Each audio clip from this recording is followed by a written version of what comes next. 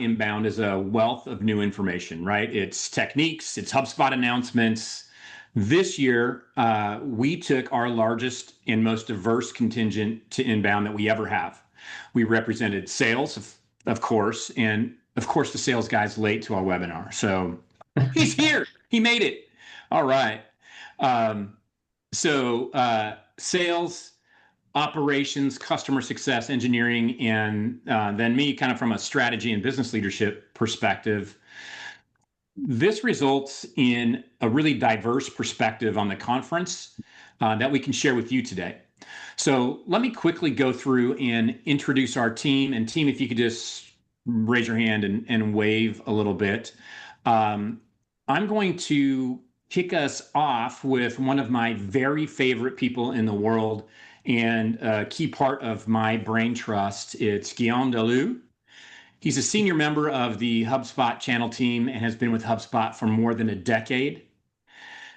He's way older than he looks. So that's right. Oh, I sure appreciate it. And then representing us with sales is Marcus Esters. He's our account executive. And operations, Courtney Lockwood, our head of operations. Customer success is represented by Brett Larson. He's our director of customer success. Development, the great Tyler Lutz. He's our head of engineering and development. And then I was there as well. I'm the CEO at Integrate IQ.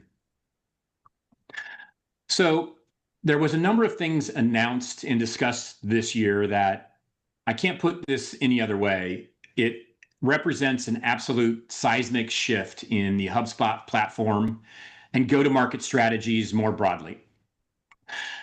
We wanted to share those takeaways with hopes of informing your strategies to grow your business to become more profitable. We're going to run this conversation like the casual fireside chat, like we were all in a cabin somewhere kicking back.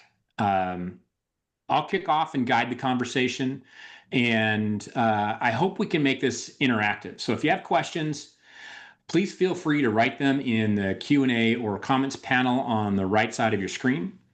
I'll do my best to catch and respond those and either respond to them in real time or kick them to the right panel member. So with that said, let's get started with our first question, and I am going to execute executive privilege here and be the first to answer it, and then we'll go around.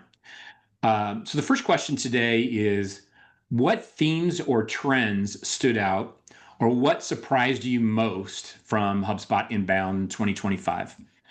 And for me, without a doubt, the biggest thing that came out of this conference was HubSpot killed the idea of inbound marketing. Inbound is dead. HubSpot's the company that invented inbound. They built their business on the back of inbound. The foundation of HubSpot is inbound. They wrote the book, literally wrote the book. It's been everything that the company has espoused and built on since their origin, and it's been incredibly successful for them and for all of us. And I think it's really clear-eyed to recognize that it's just not as effective as it has been. I don't know about you all. We have seen declines in traffic, and that is a result of the way search engines are treating searches, and we've all seen it. There is a single answer to every question that you prompt in every search engine. So I want to say 68%, like 65 to 68% of all searches today have 0 clicks. So tremendous impact on web traffic. So SEO, keywords, social, writing great content, all of that still has its place, but it's not the same place that it did, and it is no longer the end-all be-all. So HubSpot just didn't drop that bomb on the keynote stage and say, good luck, and walk away. There's a response, there's an answer, there's a strategy behind it. And the more I've looked into it, it makes really good sense, and it aligns with where the markets are today. It aligns with AI. It aligns with the way search engines are prompting people and giving one answer. And what HubSpot has done is provided a really cogent playbook around this. So that's where I wanted to start my thoughts today, and the primary theme of what stood out the most. And now what I'd like to do is hand to Guillaume this fun little bomb and say, I don't know, what do you think about it? For sure. I have lots to say about it, actually, and Tim, and thank you for the intro here. It's lovely to be with you all today on this great Friday. So yeah, I would say I would agree, loop marketing is definitely one of the things that stood out the most for me coming out of this inbound. As Tim said, obviously inbound marketing is sort of something that HubSpot invented, and I'm sure you've seen this in your own business. We're noticing across, it's not working like it used to. And I think a lot of you probably remember what it used to be like, right? We used to push people to do a lot of blogging. You kind of blog, you took people to a landing page where there used to be a premium offer. You would go to the premium offer, fill out your information, and then we'll kind of slowly market to you until you become a customer. That was a tried and true method for, a good decade. And I'm gonna share some things today that you may not have heard, but one thing that kind of went semi-public throughout the year is HubSpot's own blogging. I don't know if you saw, there's some great LinkedIn conversations that happened, but basically our blog, and this was picked up by another company called Ahrefs, who have an SEO tool. They basically called us out on LinkedIn, be like, look at the HubSpot blog traffic. It has absolutely cratered. And I can tell you, for me, working on the blogging team at HubSpot when I joined the company almost a decade ago was the best job you could get at HubSpot. It was considered sort of you were the creme de la creme was to be on the blogging team. And now it's almost relegated to the back room. It's the last place you want to be in, is writing for the HubSpot blog. So tremendous change. And obviously a lot of things have happened, right? So as Tim alluded to, search is changing. The rise of AI, ChatGPT, and other tools have completely changed the way people search. So we used to put a ton of focus on writing, kind of thought leadership content, awareness content, how-to content. That stuff has been gutted by AI and ChatGPT. Now, I do think some people are proclaiming the death of Google a little bit early, but I think it's definitely coming, right? Zero-click searches are definitely going to be, if they're not here already, they probably will be here in 6 to 9 months. But be that as it may, the funnel isn't flowing like it used to, and that top of the funnel that used to be, again, our bread and butter at HubSpot has gone away. People can get the answers directly from Google or from AI. So the other thing that's happened is, because that top of the funnel has become essentially gutted by the rise of AI, awareness is really scattered. So it used to be that, again, it was a pretty simple flow. People used to go to Google, find blog posts, write relevant content, and begin their journey. Now it's scattered all over the place. People are scrolling on social. People go to Reddit. People spend time in other kind of AI tools. People's attention are scattered, and it's not as linear as it used to be. So you really have to be wherever your customers are found. That's podcast, that's YouTube. You can't just pick one channel and hope it's going to work. You really have to kind of to be everywhere. Thirdly, right, because the top of the funnel has become so dispersed, the bottom of the funnel has become more important than ever. And by that, I mean, when people come to your website today, they've done their research. We're not seeing people, and I'll take HubSpot as an example. People don't go to HubSpot to learn about CRMs. They don't go to HubSpot to learn about AI. They go to, they got their own podcast to learn about this. When they come to HubSpot, it's to transact. I think there's a renewed focus on the bottom of the funnel and your web experience. You need a great web experience because people are coming to your website to buy. They're not coming to your website to learn about, X and Y topic. Secondly, we need to be ready to experiment. Again, I think loop marketing, which I'm about to get into in a second, is something that is one way of doing it. But what's clear is that loop marketing is based on experimentation. You got to be quick, try things very quickly, and move on to the next. Speed is of the essence. Every company is going to be different. You don't know what channel is going to work for you, but what you need to do is be quickly to be able to iterate, put content out there, and see what's working. And then finally, taste, right? It's something that does not seem to matter as much before, but it makes time. We are all tastemakers now, and that's another thing that you have to kind of think about carefully. I think in your content production these days is you need to be recommending content people are going to be like. You need to be recommending things that folks and your audience are interested in. But the idea of being a tastemaker matters a lot. And the other thing is, whereas a lot of content needs to be published on your website in the blog, a lot of content publishing now should really be happening under your individual person on platforms like LinkedIn. And the reason is people are looking for authenticity. They're not looking for generic information. They're looking for like, I want to know Tim's opinion about topic X. I'm not interested in some generic, sort of like best practice. I want to know what's making Tim, tick, and what's keeping him up at night, and what are the things that are really interesting to him. So leverage your own personal networks and lead with authenticity. You'll be in good shape. So these are just some kind of high level things I want to get out of the way. Now, I think the easiest thing to do, honestly, I don't want to sharing screens today, but if you go to the HubSpot.com/spotlight, it's a great repository of everything that went down at Inbound. You will see there is a little section for loop marketing. I think it's helpful to see the loop symbol and to kind of wrap your head around it. But think of it as the infinity symbol, right? So kind of like that figure eight, a horizontal is sort of the image we're using for our new model. And really, there are kind of four parts to this new model. The first one is to express yourself, and so define what is your go-to-market strategy, who is your audience, all the kind of stuff that we used to do before, but now you have to be almost think in terms of segments. Who are you targeting? And be really kind of come up with different brand profiles for every group of people that you're targeting. So that's kind of step one of loop marketing, is expressing your brand in a way that other AI tools can understand it and being able to respond to it accordingly. So express is kind of the first step of loop marketing. The second piece of this loop marketing is tailoring the message. We've got a ton of tools, and we're going to touch upon them today. But there are a ton of tools that come out to further personalize. So we got to go way beyond just having your first name in that email. We got to have, your intent signals. We got to be looking at like your past search history.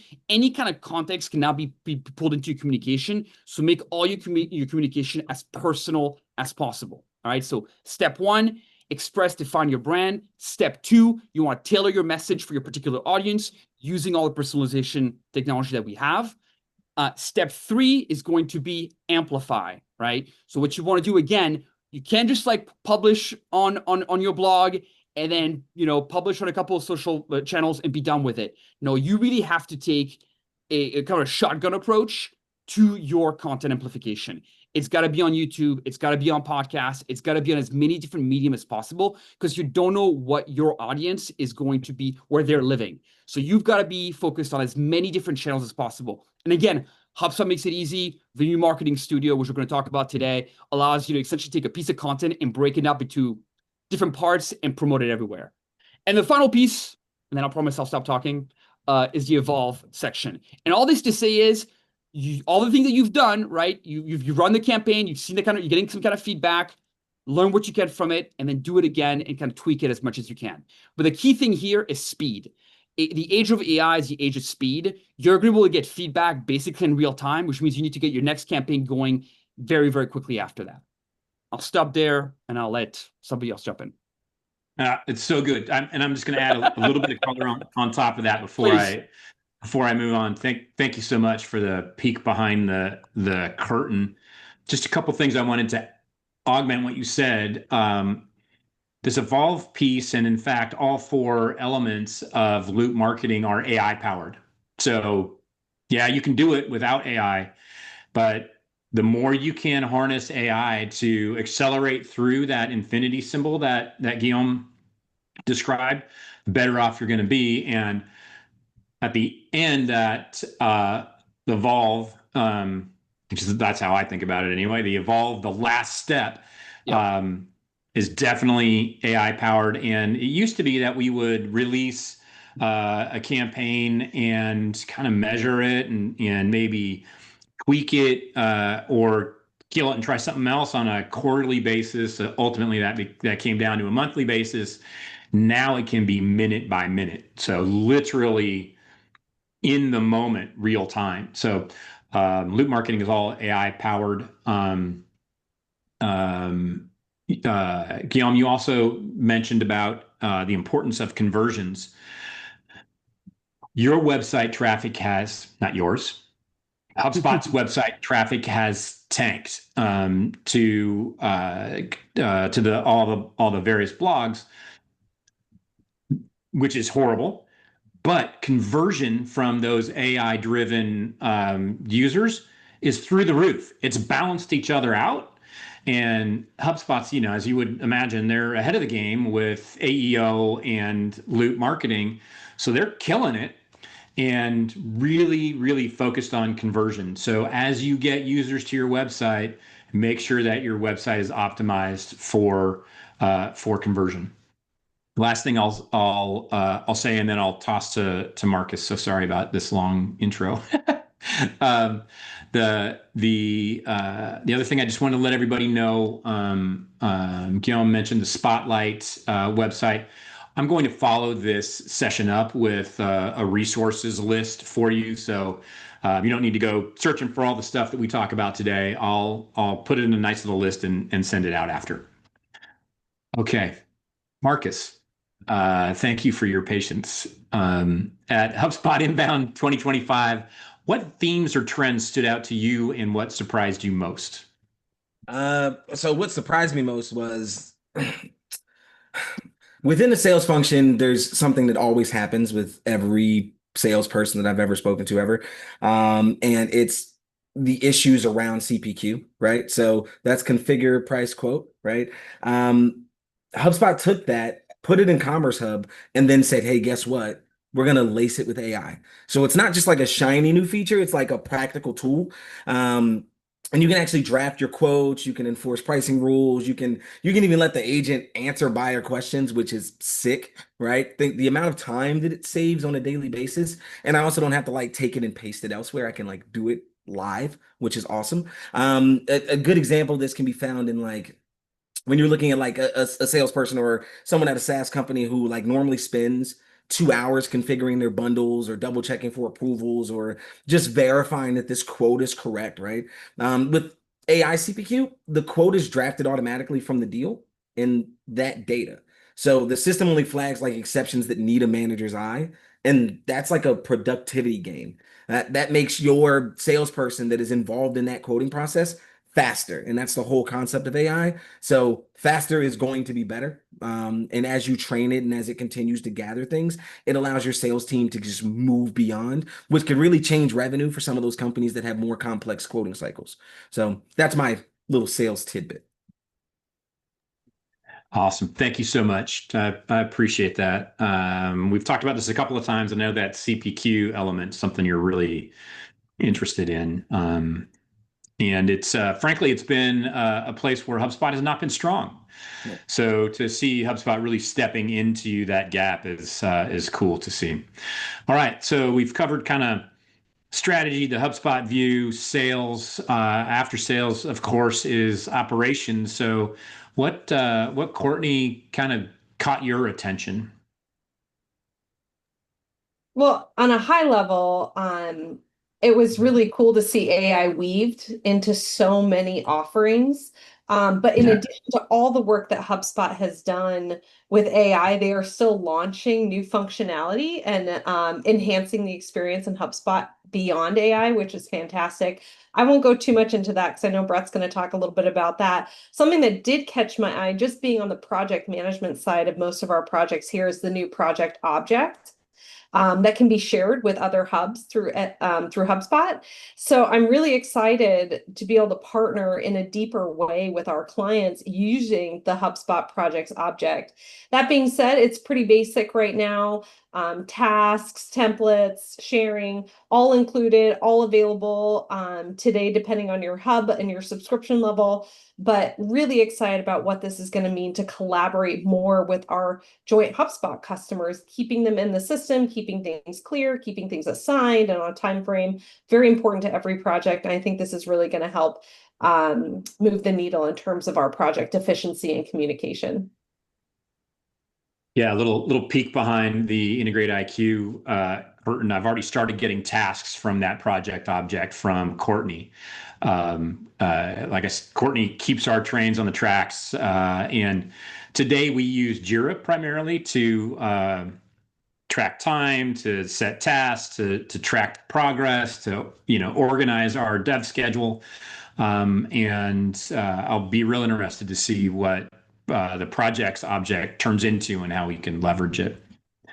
That'll be really interesting. I guess while we're on that topic, Brett, you want to take it from here and just let us know sort of what themes stood out to you or trends most?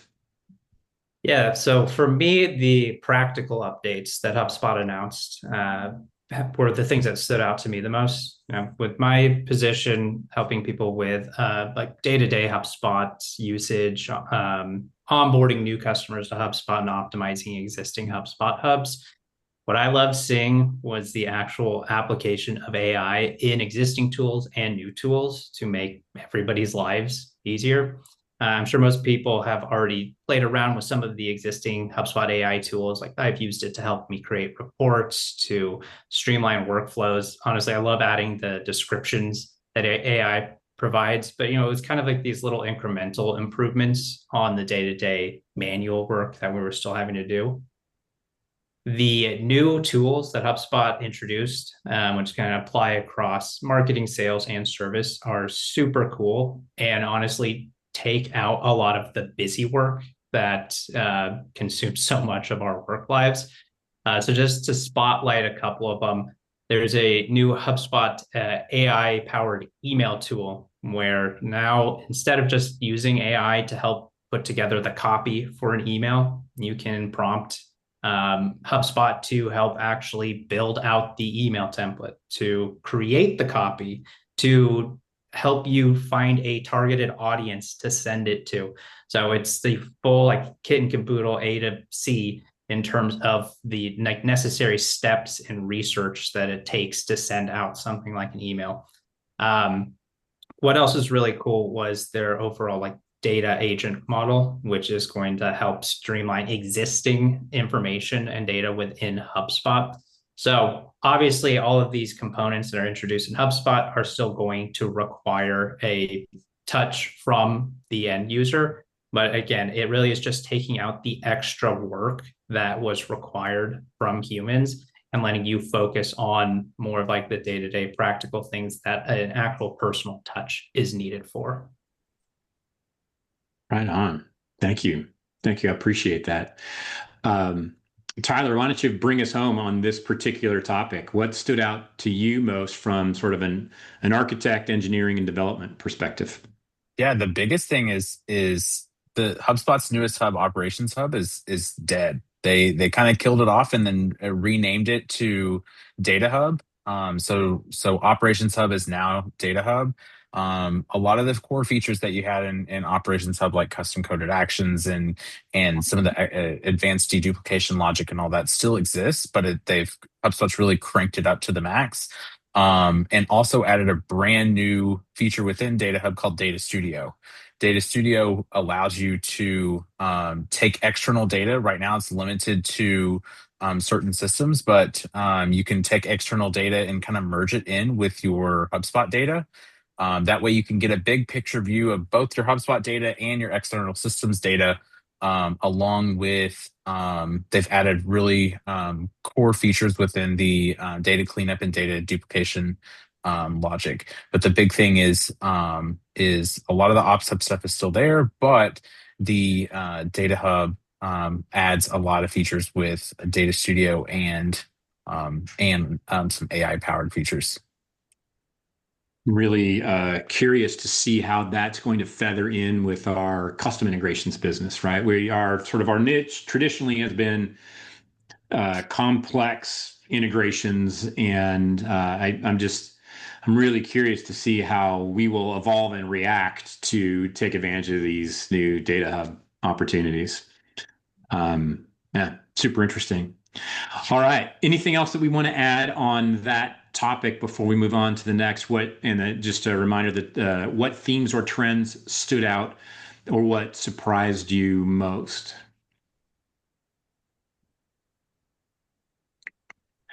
I'll just say one other thing that is was probably obvious in that. So I had two themes or trends. The first, my God, killing inbound marketing. It's crazy. The other one that I had is HubSpot is building AI into absolutely everything. It's not a layer on top of the stack. It is not lipstick on a pig. It is being built at in the core of every single object, hub, element. Uh, Really, it feels to me like HubSpot's taken a big swing at AI. The resources they're putting towards this is incredible, and I think that's just really smart in recognition of what reality is. So that's my second one. And as you heard the team talk, it was mostly about AI. So it's truly coming through. All right. The second question that we have today is, which HubSpot update or AI capability will have the biggest impact on your piece of the business? There's tons to choose from here, so I'm sure this will be an interesting conversation. Tyler, I'd like to start with you on this one because you had the mic. Yeah, so like we were talking about, it's Data Hub and Data Studio. I think that is one. It comes in as how can we utilize Data Hub and Data Studio to enhance what we're already doing with integrations. At Data Studios, it's limited, so if you have any logic or anything involved with it, it doesn't work as well. You really need to have a primary key join to be able to join that data together cleanly. But how can we utilize this to enhance what we're already doing? And also, what can we do with the data cleanup part of Data Hub to help our customers get their data in HubSpot as clean as possible? Because as Tim was alluding to, the AI parts of HubSpot are growing so fast, and it shows you how much you need your data within HubSpot. So integrations become even more important than they already have been. But the more that you have your data in HubSpot and the cleaner it is, the better that the AIs can consume it and generate your customer voice and be able to provide you the outputs that you need with outputs that you can trust. Yeah, there's so much in that, and so much I want to sort of layer onto it, but that's maybe for another webinar.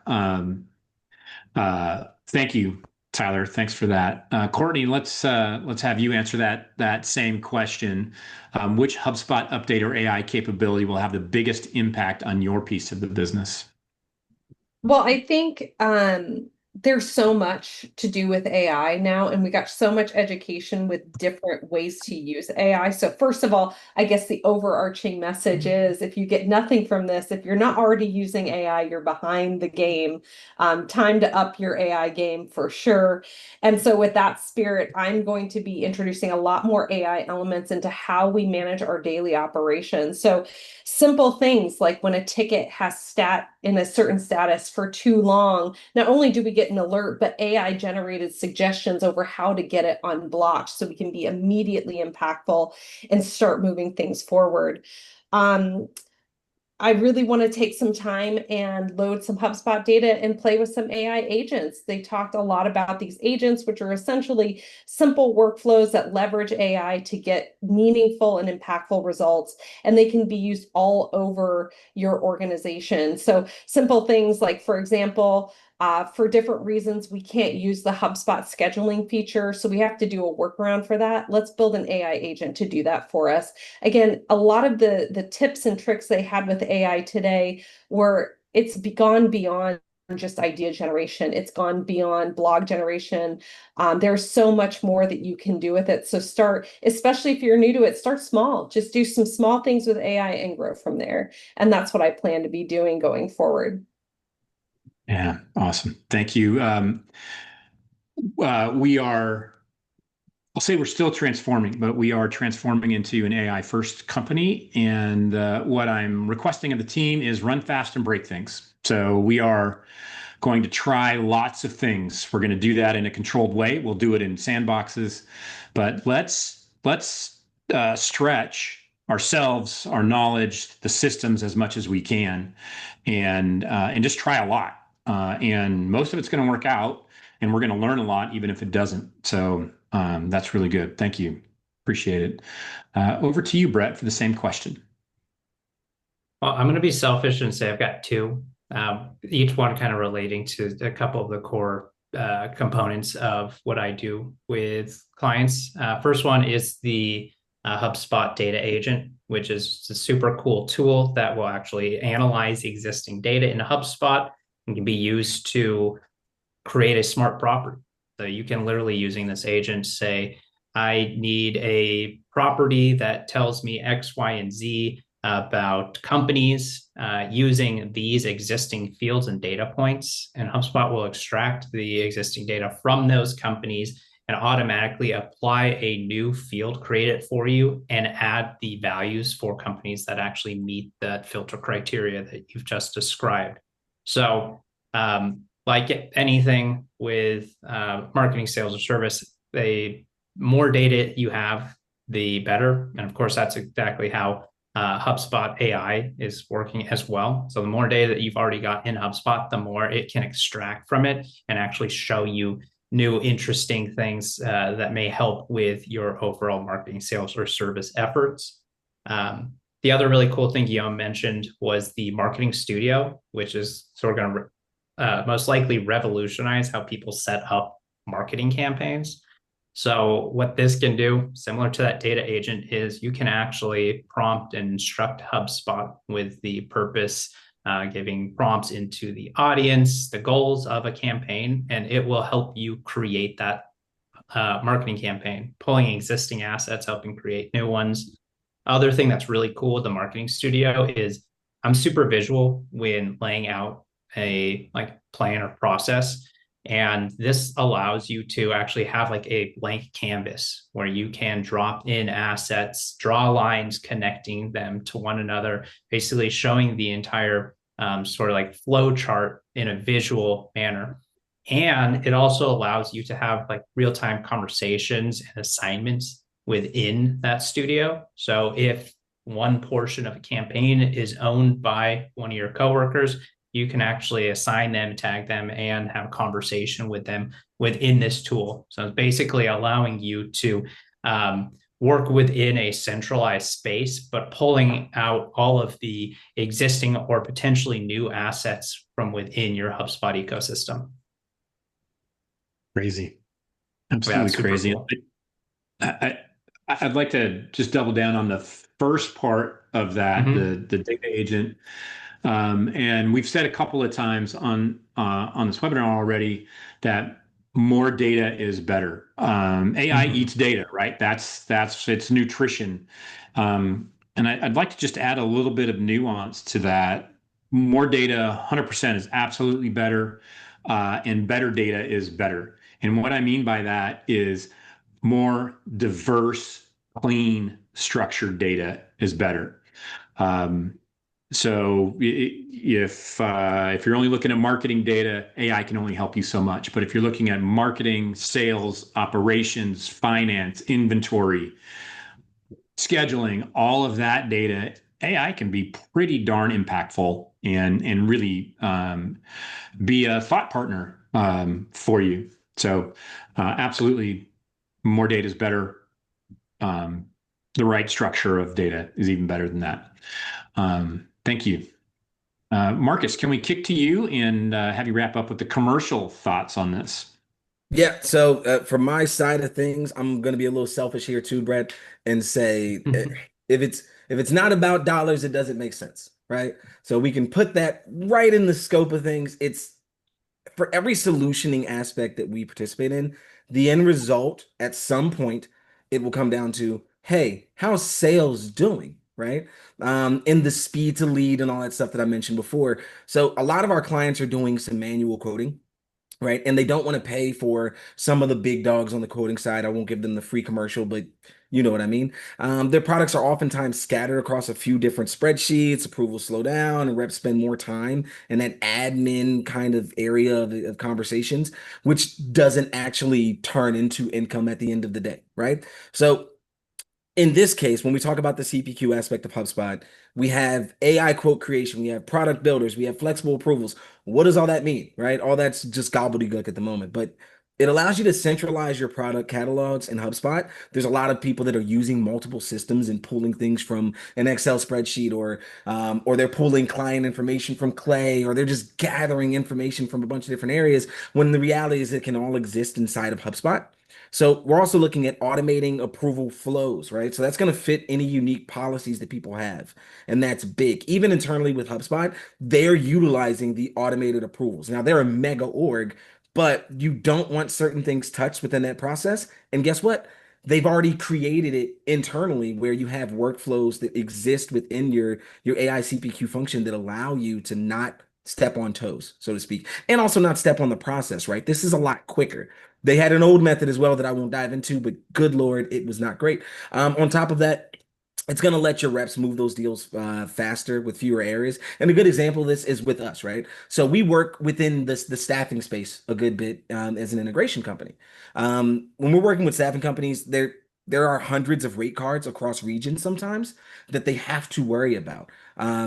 With Product Builder, they have the ability to have those flexible approvals, and that way they can standardize their catalog right inside of HubSpot, and then they can draft like AI compliant quotes instantly.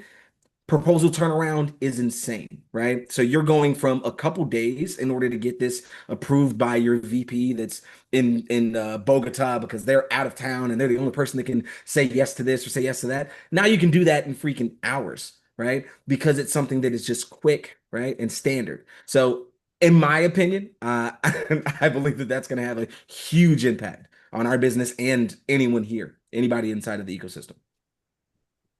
I can feel it coming. We're going to deep dive into CPQ over the coming weeks. That's great. Thank you very much. Appreciate it, Marcus. So, Guillaume, you've heard the rest of us give the sort of the outside the tent perspective. Super interested, and we'll toss a question to you. How would you like to wrap us up on the question of what HubSpot update or AI capability will have the biggest impact on your business? Yeah, for sure. So I think the way I would look at it is, so my answer is definitely the agents, the AI agents. And I think what I ask everybody here to think about, though, is that this is like a profound change to how we interact with technology, right? And I don't think we're even quite picking up how much of a change it is. Because you think about it before, you bought HubSpot before because it would give you an email marketing tool that allow you to do email marketing more effectively, more easily. You bought HubSpot because you had a social media tool that allow you to publish to social media in an easier fashion. Same thing with a blogging tool. Same thing with a landing page tool. We're entering a new era now where the technology that you're purchasing isn't just a tool that's going to allow you to make it easier to do that tool. No, now you're going to have the tool do work on its own. And I really want you to think about that, what that means. Now the tool is doing labor on your behalf. And that is an absolute game changer. So I think even when you look at your investment in HubSpot or other AI technology, don't just think of it, oh, it's a sunk cost into technology. It's going to allow us to do more email marketing. No, by investing in agents, it might mean we don't need to hire a second marketer. That one marketer can be 4x more productive because they got agents helping them do their job, right? That's the world that we're living in. And the people who are going to be successful are those who have that relationship with technology. It's not just a tool, it is something that performs labor on your behalf. And it's your ability to control that agent, give it feedback, change it, tweak it, and go back to loop marketing, iterate. But the cool thing is, don't think of it like we're entering a new era of technology. You should be asking more from your technology providers. But remember, don't just, even when you're talking to your leadership about getting budget approval for technology and for paying for it, for budgeting for it, it's bleeding over now into your talent, into your hiring schedule. But think about the agents you have. They can now take labor off of your plate so you can do more valuable work. So I'm cheating a little bit, Tim. I'm not giving one particular tool. I just more like an overlay, but like, I think, again, we're moving so quickly. It's hard to even, stop and catch our breath and like make sense of it all. But like these agents are designed to do labor for you. and think about what that can mean for your business. If you can erase an entire thing of you used to have to do yourself, now a robot's doing it for you. Yeah.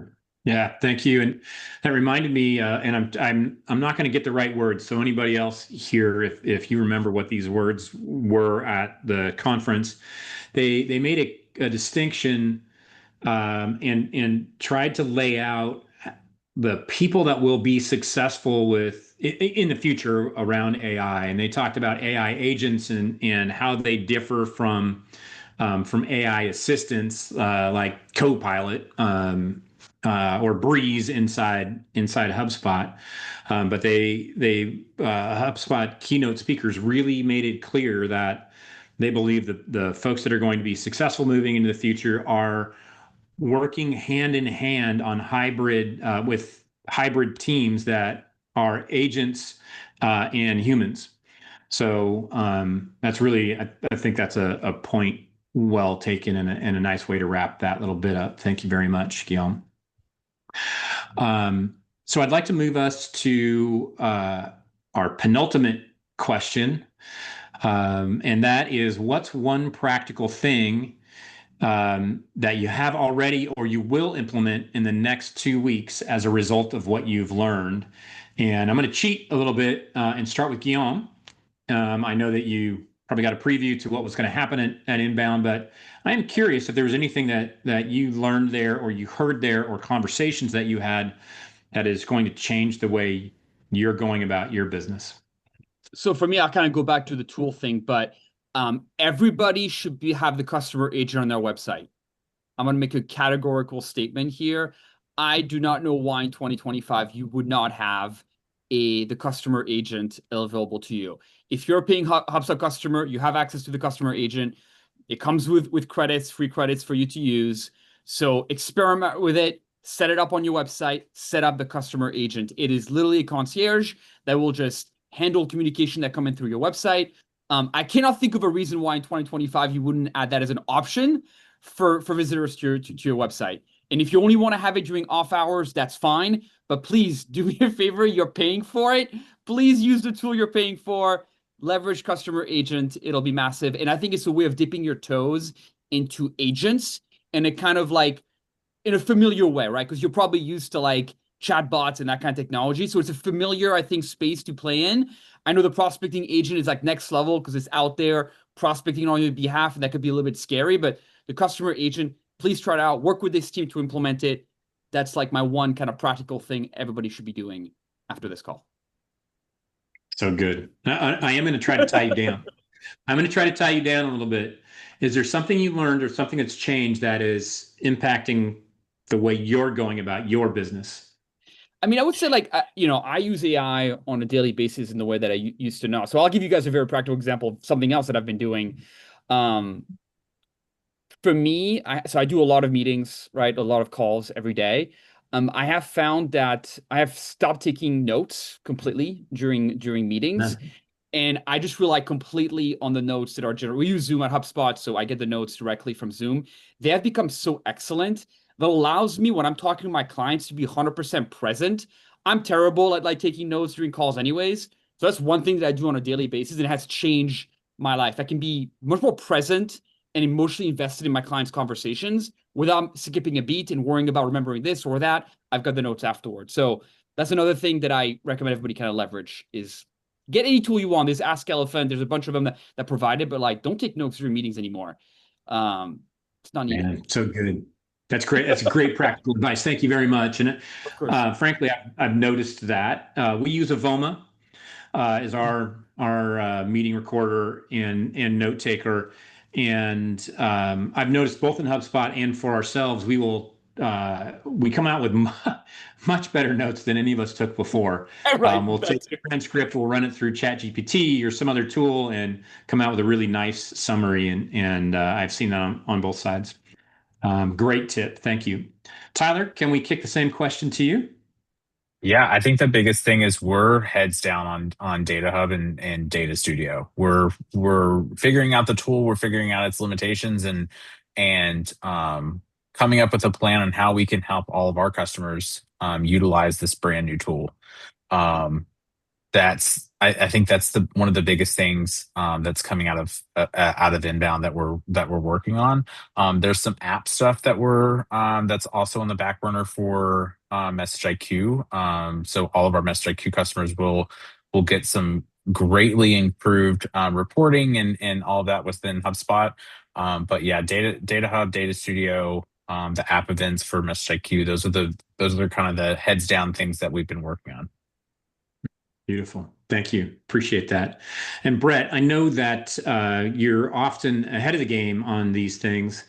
So it could be that you were already aware and had them implemented, but I'm interested to know what one practical thing have you already or will you implement in the next couple of weeks as a result of what you learned at Inbound?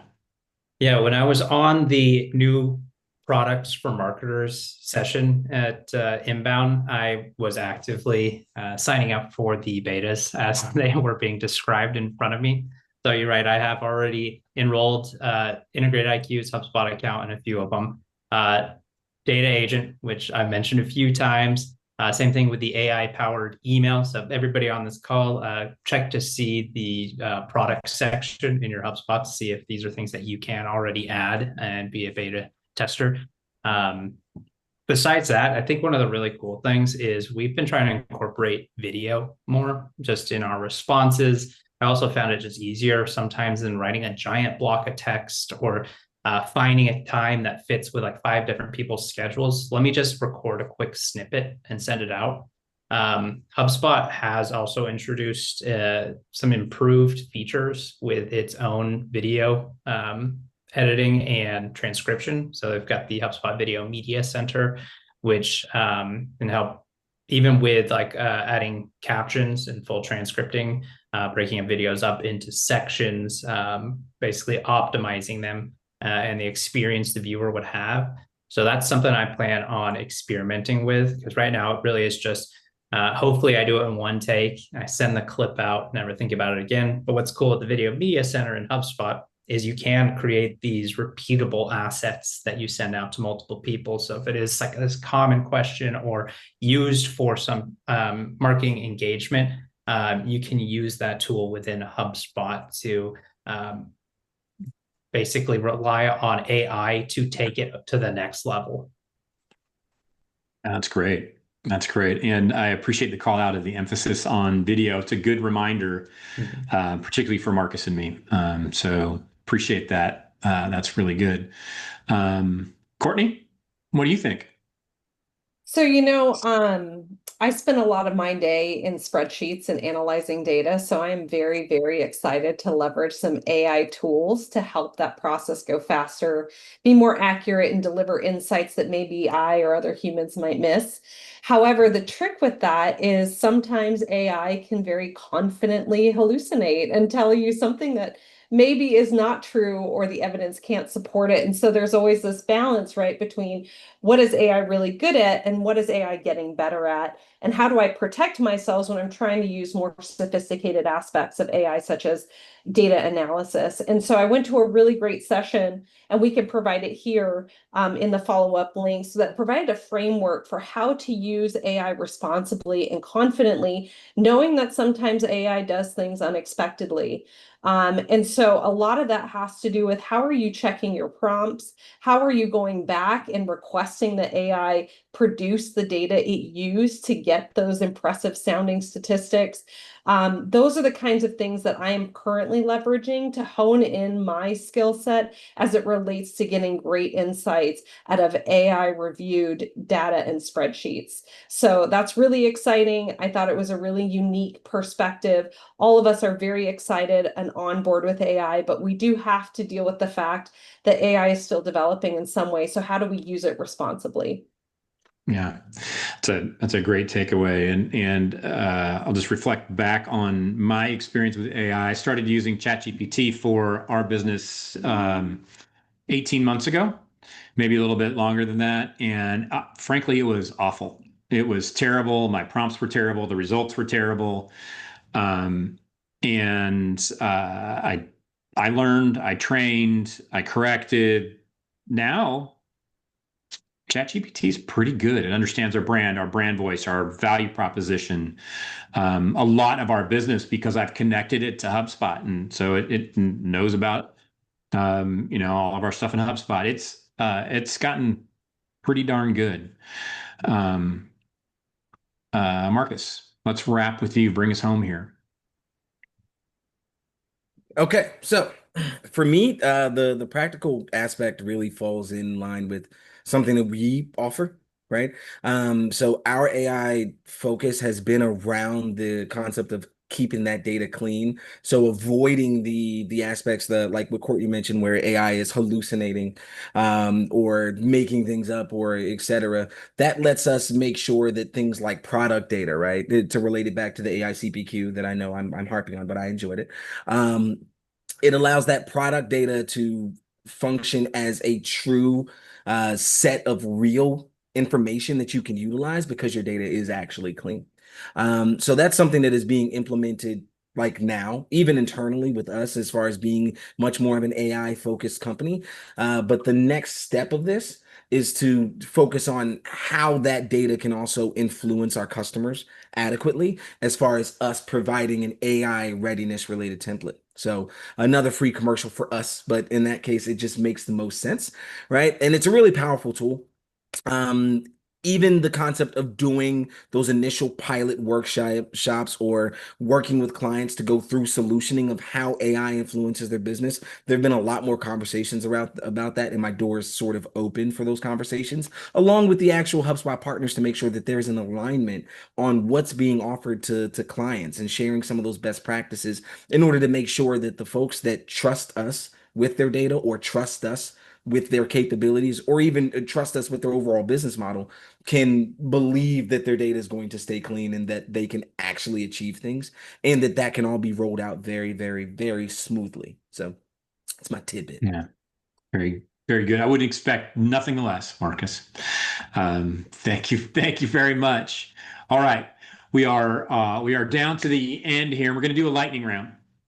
So we have one question that's left, and just 8 minutes left in the webinar. So Brett, we're going to start with you. That's the shot across the bow. The question for you is, how did Inbound reshape your own thinking about how we at Integrate IQ approach either HubSpot or AI? This is a cop out, but it sort of reinforced some of what I was already thinking, just that data and the initial effort of humans is the most important thing to successfully using AI with HubSpot or anything outside of HubSpot.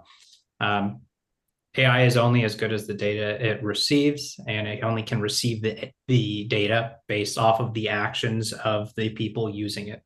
So, of course, like Marcus just said, maybe shameless commercial, it does make the things like having accurate syncs, pushing data in a quick, responsible manner even more important. It does make checking over the data cleanliness and health of existing data important. And then, of course, the other human aspect is it can do what you want with that data, but you have to tell it in the right way. So at the end of the day, AI is going to make everybody's lives easier, but the human component is not lost, and it is honestly the only way it can be successful.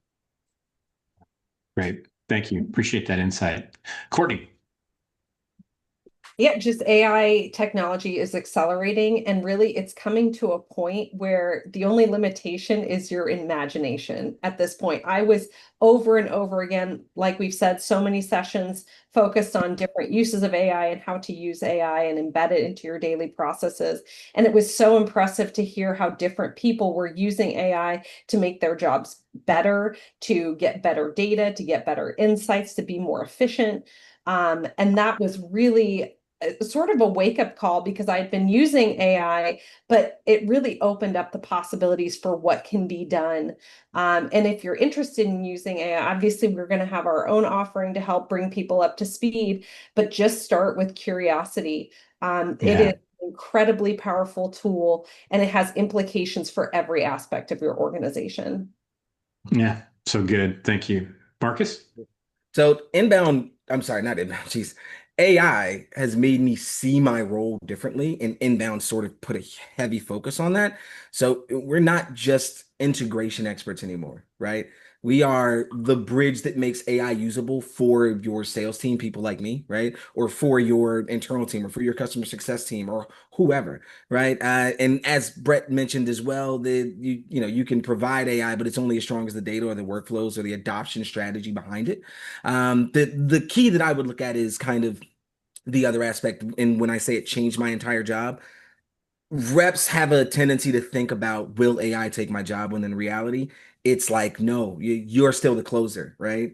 AI still handles those repetitive tasks, the things you don't really want to do, drafting quotes, logging data, answering routine buyer questions, right? But you spend more time listening, negotiating, building trust amongst the people that you speak with. And our role, and my role within Integrate IQ is sort of adjusted in that way, where now I really get to focus on the parts that I like, less admin, more people, right? So Awesome. Thank you. Appreciate that. All righty, Tyler.